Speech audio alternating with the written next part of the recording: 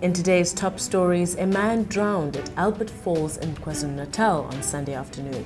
Paramedics have said it is understood that a group of friends was swimming at the falls when a man jumped from a height into the water and failed to surface again. This was said by ER24 spokesperson Werner Vermaak.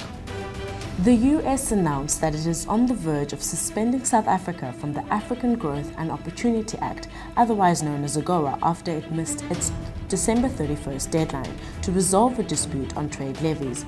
AGOA, renewed by US lawmakers in June, eliminates import levies on more than 7,000 products ranging from textiles to manufactured items and benefits 39 sub-Saharan African nations. Total two-way trade between South Africa and the US was about $217 billion last year.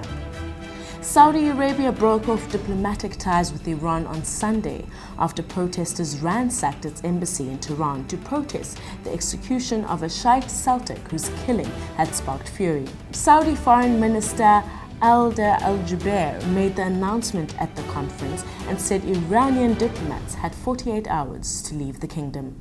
For these stories and more, be sure to log on to News 24 Live.